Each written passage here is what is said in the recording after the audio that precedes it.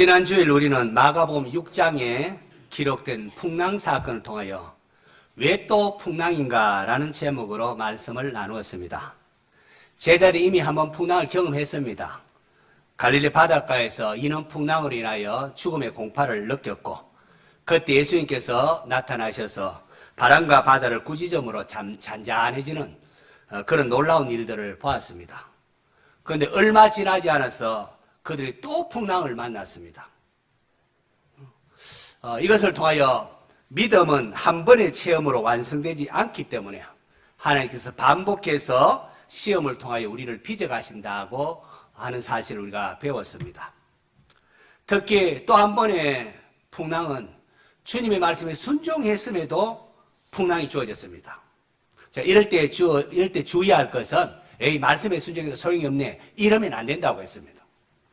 사명이 포기하기 쉬운데 그러한 사탄의 장난에 놀아나지 말아야 한다고 했습니다. 세상을 이기신 주님께서 제자들이 풍랑 가운데 힘들어하는 것을 다 지켜보고 계셨고 또 때가 되면 찾아오셔서 내니 두려워하지 말라라고 하셨습니다. 그러므로 믿음의 항해를, 사명의 길을 포기하지 말고 나아가자고 했습니다. 자, 오늘 본문 보면은 또 하나의 반복이 등장을 합니다. 8장 1절 보시면 또라는 단어가 있습니다. 그 무렵에 또 큰 무리가 있어 먹을 것이 없는지라.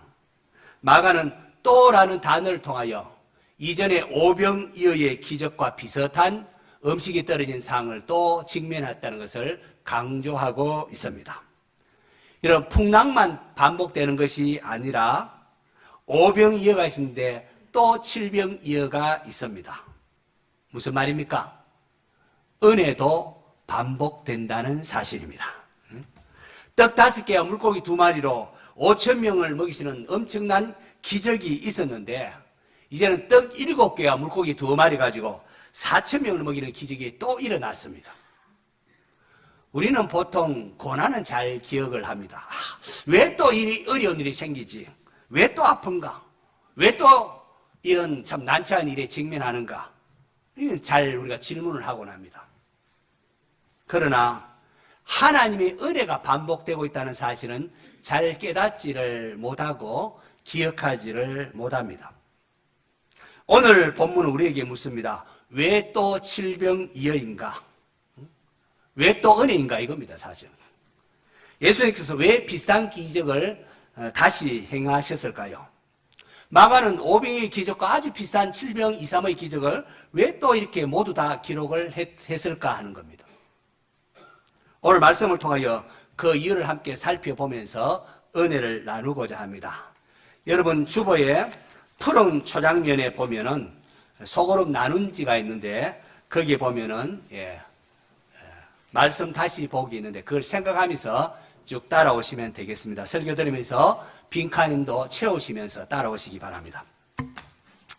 왜 또 칠병이어인가?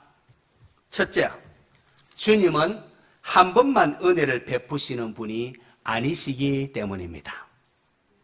본문 2절 보면은 내가 무리를 불쌍히 여기노라 라고 했습니다. 이 말씀이 굉장히 중요합니다.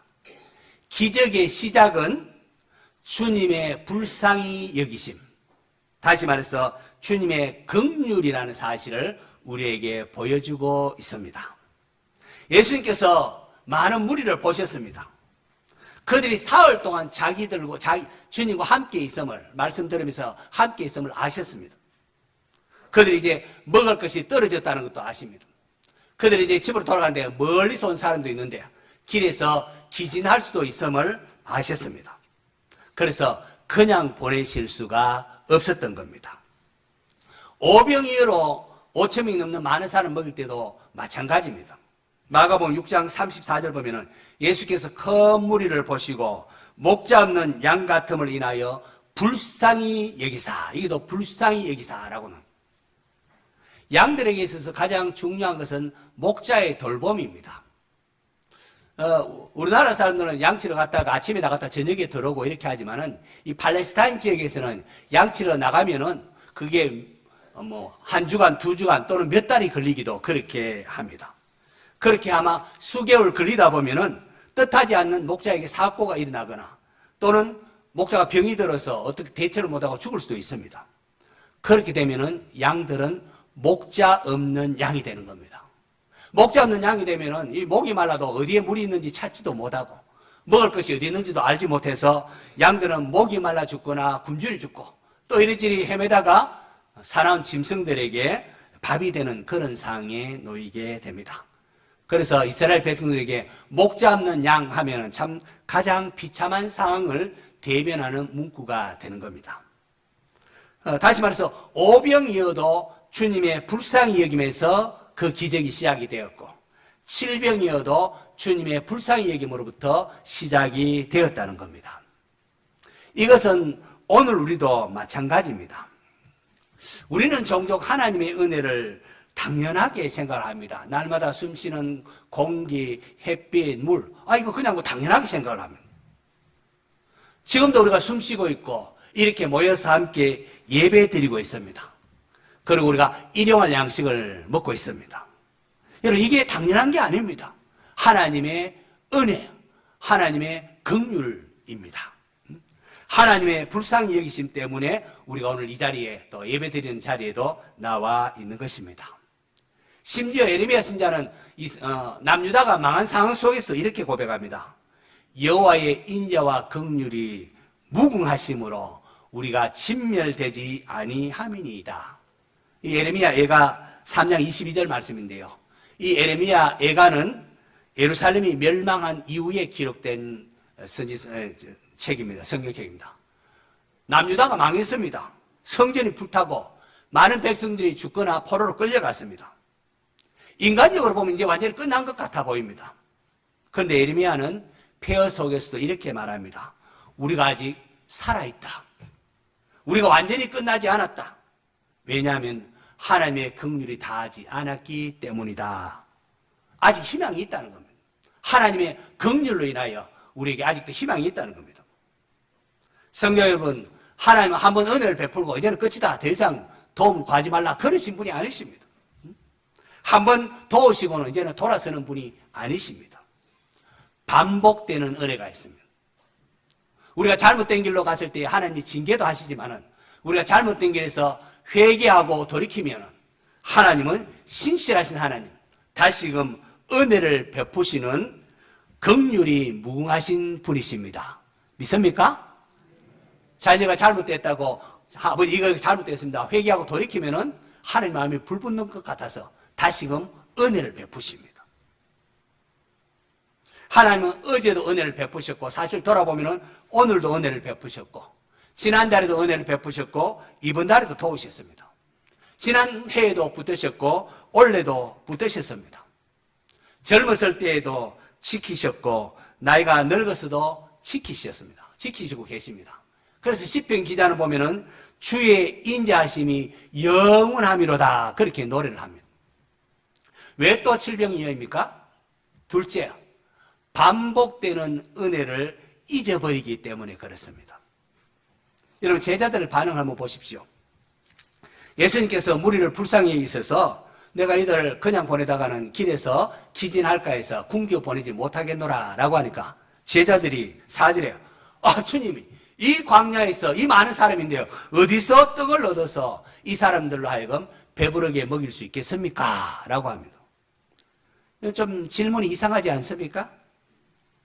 불과 얼마 전에 오병이어의 기적을 경험을 했습니다.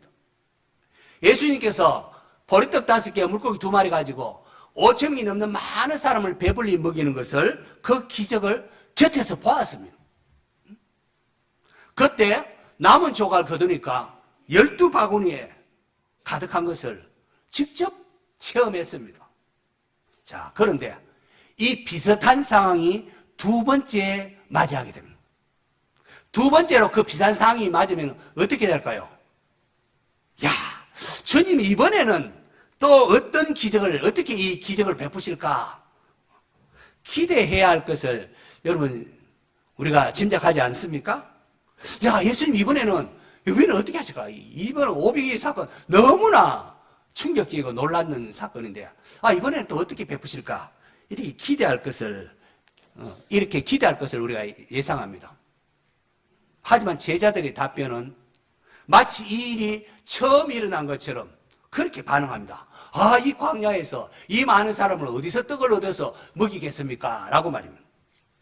자, 우리는 성경 읽으면서 야, 이 제자들 참 답답하다. 응? 어떻게 예수님이 얼마 전에 오병이의 기적을 베푸신데 또 이렇게 비싼 상황인데 또 이렇게 염려하고 이런 질문하는가 의아해합니다. 하지만 여러분, 사실은 이것이 누구의 모습을 비춰주고 있을까요? 우리의 모습이 비춰집니다. 하나님께서 지금까지 수많이 도우셨습니다. 위기의 순간마다 여러분 길을 열어주신 게 한두 번이 아닙니다. 병상에서도 붙들어 주셨고 가정도 어려운 가운데서도 위기를 극복하게 하셨습니다. 자녀들도 인도해 주셨습니다. 그런데도 아직도 새로운 문제만 만나면은 또 이를 어떻게 할까 염려하고 근심하고 있지 않습니까?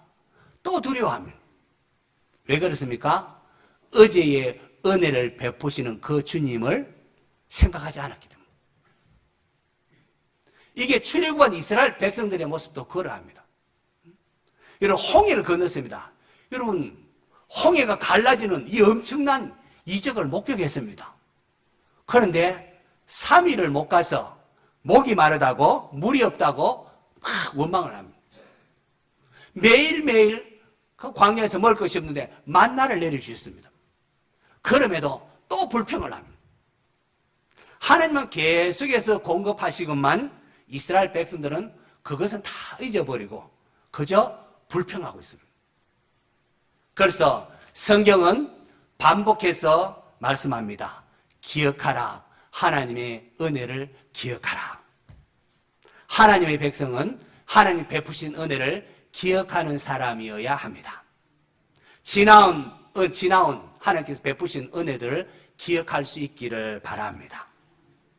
그래야 어떤 문제를 만날 때도 주님이 지난번에도 하셨으니까 이번에 또 어떻게 기대하실까, 어떻게 역사하실까 오히려 기대하게 되는 겁니다.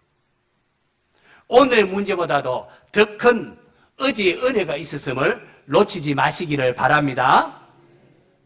예수님께서 오병이어와 칠병이의 기적을 베푸실 때에 배불리 먹고 남은 조각을 거두게 하셨습니다. 저는 여기서 좀 질문을 해봅니다. 예수님께서 기적을 베푸실 때에 사람들이 먹을 만큼만 정확하게 하면은 그런 이적만 베푸시면은 남은 조각을 거두지 않아도 될 텐데 왜 남은 조각이 그렇게 많도록 그런 이적을 베푸셨을까? 그런 질문을 해보았습니다. 자, 성경 퀴즈 한번 내보겠습니다. 예수님께서 제자들에게 질문한 내용입니다. 예수님께서 떡 5개로 5,000명이 넘는 많은 사람을 배불리 먹이실 때에 그리고 먹이고 난 다음에 남은 조각을 거두었는데 몇 바구니 거두었습니까? 얼마요? 12바구니. 정답입니다. 자, 그리고 요번에 읽은 본문이 나오는데 예수님께서 떡 7개로 4,000명이 넘는 많은 사람을 배불리 먹으시고 남은 조각을 거두게 하셨습니다. 남은 조각 몇 광줄입니까? 7광줄이요. 아우, 잘하시는군요. 응? 예수님께서 이렇게 질문하심이 왜일까요? 잊지 말도록. 야, 그렇지. 12바구니, 7광줄이에요. 잊지 말라는 겁니다. 여러분, 이것은 제자들의 기억력이 나쁘다는 걸 말하는 게 아닙니다. 알고 있어요. 몇 개 알고 있습니다. 이것을 통하여 떡을 공급하시는 예수님이 어떠한 분이신가 제자들에게 너희들이 깨닫지 못하느냐, 알지 못하느냐, 그걸 물으신 겁니다. 예수님이 어떠한 분인가 알았다면 너희들이 이렇게 엉뚱하게 답하지 않을 거라는 거죠. 저는 아울러 예수님께서 남은 조각을 거두게 하시면 또 우리가 믿는 하나님이 얼마나 은혜가 풍성하신 분이신가를 보여주심이라고 저는 개인적으로 또 그렇게도 주석을 답니다. 기억하십시오. 우리가 믿는 하나님은 은혜가 풍성하신 분이십니다. 우리가 구하고 기대하는 것 이상을 능히 하시는 분이십니다. 왜 또 칠병이입니까? 세 번째, 칠병이어는 예수님의 구원이 온 세상을 향하고 있음을 보여줍니다. 여러분, 오병이의 기적과 칠병이의 기적은 비슷하지만 조금 차이가 있습니다. 오병이의 기적은 주로 유대인들이 모여 사는 베세다 지역에서 일어났습니다. 유대인들이 많이 모여 사는 곳. 그러나 칠병이어는 데가볼리 지역, 여기는 이방인들이 주로 거주하는 지역입니다. 오병이어의 기적을 베풀고 남은 조각을 거두어 담은 그 용기는 유대인들이 여행할 때 사용하는 조그만 바구니였고, 칠병이어의 기적을 베풀고 남은 조각을 거두어 담는 용기는 바구니보다 좀 훨씬 큰 광주리로 주로 이방인들이 물고기나 과일을 담을 때 사용하는 그런 것이었습니다. 오병이어의 기적 이후에는 유대인들이 예수님을 유대인들의 왕으로 삼으려고 했습니다. 그러나 칠병이어의 기적에는 그런 것이 기록되어져 있지를 않습니다. 자, 이러한 점을 살펴봤을 때에 오병이어의 기적은 유대인을 주 대상으로 한 기적이라면 칠병이어의 기적은 이방인들을 주 대상으로 한 기적이라고 할 수가 있습니다. 성도 여러분, 예수님은 유대인들에게만 은혜 베푸시고 유대인들에게만 떡을 주시는 분이 아니십니다. 이방인들에게도 동일하게 은혜를 베푸시고 동일하게 떡을 주시는 분이십니다. 이 떡이라는 게, 떡 줬다는 게 이 단순한 식사 제공은 아닙니다. 거기에는 그걸 뛰어넘는 여러 가지 의미들이 있습니다. 하나님의 구원이 유대인들에게만 아니라 유대인들을 넘어 이방으로, 열방으로 확장될 것임을 보여주는 상징이기도 하다는 겁니다. 예수님은 유대인의 왕일 뿐만 아니라 온 세상의 구주십니다. 이방인도 먹이십니다. 뿌립니까? 2000년이 지난 오늘 그 식탁에 저와 여러분도 앉아 있습니다. 우리는 혈통으로 보면 이스라엘 사람들이 아니지 않습니까? 이방인입니다. 그런데도 우리도 하나님의 은혜로 구원의 식탁에 참여하게 된 것입니다. 예수님, 생명의 떡인 예수님을 먹음으로 말미암아, 예수님을 믿음으로 말미암아 하나님의 백성, 하나님의 자녀가 된 것입니다. 할렐루야. 그러면 칠병이의 기적은 남의 이야기가 아니고 우리를 향한 이야기이기도 한 것입니다. 자, 마지막으로 왜 칠병이어입니까? 마지막으로 가장 중요한 것은 예수님께서 제자들에게 자신을 계시하고자 하신 것입니다. 제자들은 떡에 관심이 있었습니다. 오늘 우리도 떡에만 주로 많이 관심을 가지지 않습니까? 월급이 얼마나 되느냐, 돈을 얼마나 더 많이 벌느냐. 그저 이 세상에 떡에만 관심이 있는데 사실은 더 중요한 것은 예수님이 누구신가를 아는 겁니다. 예수님이 떡보다 더 중요한 것을 지금 제자들에게 계시하고자 한 겁니다. 예수님이 누구냐? 예수님이 자기 자신을 제자들에게 알기를 원하신 겁니다. 여러분, 마가복음 8장 쭉 읽어보다 보면은 예수님께서 제자들에게 말씀하기를요, 아직도 깨닫지 못하느냐? 이런 질문들을 하십니다. 여러분, 17절, 마가복음 8장 17절 보면은 예수께서 아시고 있을 때 너희가 어찌 떡이 없으므로 수군거리느냐? 아직도 알지 못하며 깨닫지 못하느냐? 너희 마음이 둔하냐라고 하십니다. 21절에도 보시면은 이러시되 아직도 깨닫지 못하느냐라고 하십니다. 예수님께서 칠병이어의 기적을 베푸신 이후에 가시면서 길을 가면서 제자들에게 물었습니다. 제자들에게 말씀하시기를 너희들은 바리새인의 누룩과 헤롯의 누룩을 주의하라라고 했습니다. 그러자 제자들은 우리가 지금 떡 하나밖에 안 가져왔는데 주님이 떡이 없어서 지금 바리새인의 누룩, 헤롯의 누룩을 말씀하시는가 그렇게 생각을 했습니다. 주님은 떡 이야기를 한 게 아니었습니다. 주님 자신에 대하여 지금 말씀하고 계셨습니다. 오병이어를 통해서도 칠병이어를 통해서도 풍랑을 잠잠케 하시는 사건을 통해서 예수님은 한 가지를 가르치셨습니다. 내가 누구인지 너희들이 알아야 한다. 예수님 누구신가를 알도록 자기를 자꾸 계시하셨습니다. 제자들이 알아야 할 것은 떡의 숫자가 아니라 예수님이 누구신가를 알아야 했습니다. 예수님이 누구신가를 알게 되면은 풍랑이 일어도 풍랑을 잠잠케 하신 예수님, 바로 예수님이 하나님의 아들이시고 우리의 구원자이시기 때문에 아무리 세상에서 풍랑이 일고 해도 안심할 수 있고 평안을 누릴 수가 있습니다. 예수님 누구신가를 알아야 됩니다. 그런데 예수님 누구신가를 알는데 이 일을 방해하는 영적인 장애물이 바리새인의 누룩과 헤롯의 누룩이었던 것입니다. 그래서 바리새인의 누룩과 헤롯의 누룩을 주의하라. 주님 그렇게 말씀하신 겁니다. 여기서 바리새인의 누룩은 하나님보다 자기의 의를 더 내세우는 종교적인 외식이었고, 헤롯의 누룩은 하나님보다 세상의 권력과 가치를 더 의지하는 태도를 가리키는 것으로 볼 수가 있습니다. 그래서 예수님이 바리새인의 누룩과 헤롯의 누룩을 주의하라 했는데, 제자들은 우리가 지금 떡 하나밖에 가지고 오지 않아서 떡을 준비하지 못해서 주님이 이 말씀하시는가 그렇게 오해를 했던 것입니다. 곧이어서 여러분 성경 쭉 읽고 나면 곧이어서 펼쳐지는 베세다의 맹인 치유 사건은 이러한 제자들의 영적 상태를 반영하고 있습니다. 사람들이 맹인을 예수님께 데려왔을 때에 예수님께서 맹인의 손을 잡으시고 마을 밖으로 이러시고는 눈에다가 침을 뱉으시고는 그에게 안수하셨습니다. 그리고는 이제 무엇이 보이느냐 하니까 사람 같은 것이 보이는데요, 나무 같은 것이 막 다니는데요, 그렇게 말을 합니다. 그러자 예수님께서 다시 눈에 또 안수, 다시 안수하십니다. 그제야 맹인이 환히 밝히 보고 다 보이게 되었다고 말합니다. 여기서 좀 이상하지요? 우리 예수님이 얼마나 능력의 주님이십니까? 능력의 주님이 한 번 안수하면 끝났지.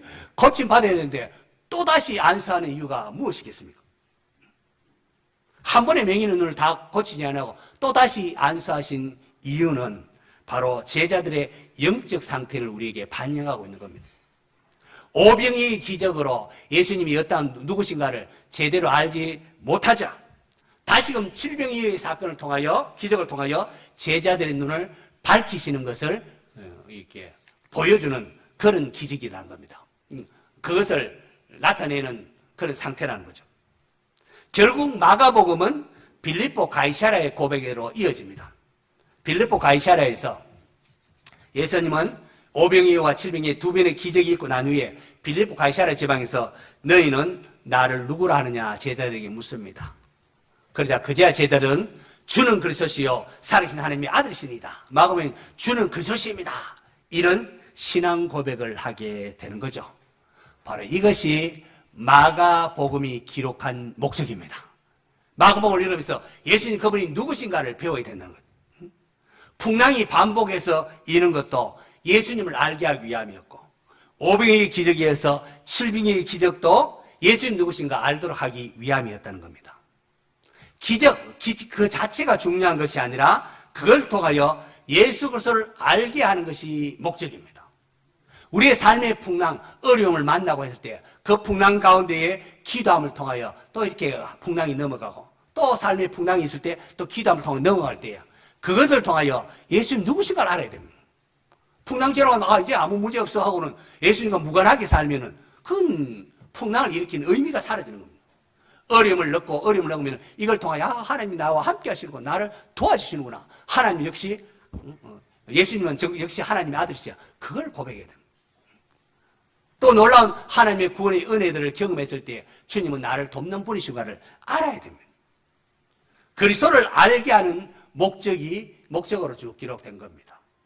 예수님은 하나님의 아들이십니다. 믿습니까? 예수님 우리를 죄에서 구원하시는 구원자이십니다. 예수님은 생명의 떡이십니다. 예수님을 믿음으로 천국 가고 예수님을 믿음으로 하나님께 우리의 기도가 응답이 되는 겁니다. 말씀을 좀 정리하겠는데요. 우리 지난 주일 우리는 풍랑이 반복된다는 사실을 보았습니다.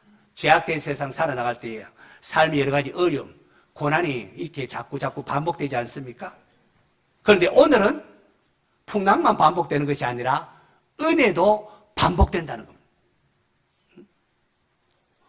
오병이어에 의해서 칠병이의 기적을 통한 하나님의 은혜가 반복됩니다. 사실 풍랑보다 은혜가 더 많이 반복이 된다는 사실 아십니까? 왜요?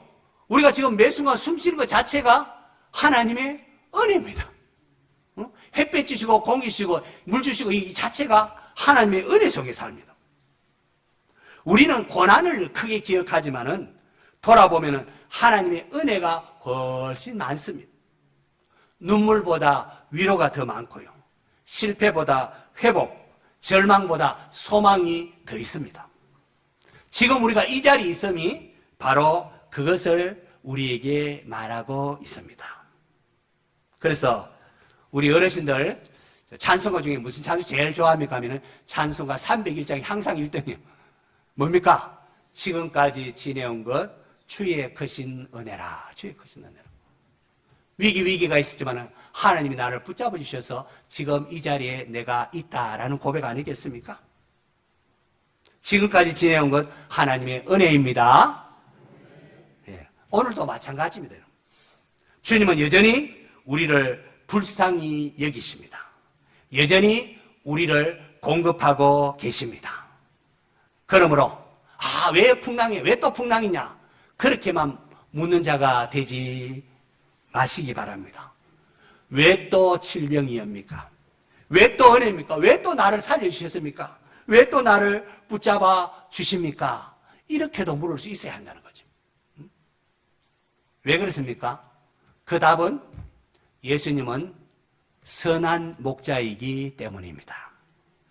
우리를 불쌍히 여기시고 끝까지 책임지시는 사랑의 하나님이시기 때문입니다.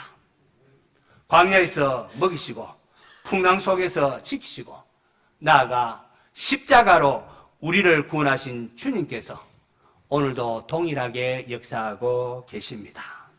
그러므로 반복되는 그 풍랑보다도 반복되는 은혜를 볼 수 있는 믿음의 사람 되시기를 바랍니다. 그 문제보다 크신 주님을 바라보시기 바랍니다. 육신의 뜻보다도 더 귀한 예수 그리스도를 바라보십시오. 예수님을 소유한 사람은 모든 것을 소유한 사람입니다. 없는 것 같아도 예수님 안에 다 있습니다. 마가는 우리에게 말하고 있습니다.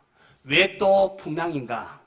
그것은 우리에게 믿음을 가르치기 위하여 더 이상 두려워하지 말고 믿음으로 대장부가 되라고. 또 풍랑 한 번만에 안 되기 때문에 또 풍랑을 주시고 또 풍랑을 주시고 그 안대에 믿음이 생기는 겁니다. 왜 또 질병 은혜입니까? 은혜를 기억하도록 하기 위해 내가 지금 살아가는 것이 하나님의 은혜구나. 하나님의 은혜구나.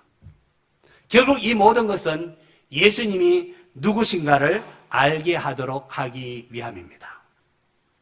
오늘도 우리를 입히시고 먹이시고 천국으로 이끄시는 주님을 신뢰하며 살아가는 저와 여러분 될 수 있기를 축원합니다.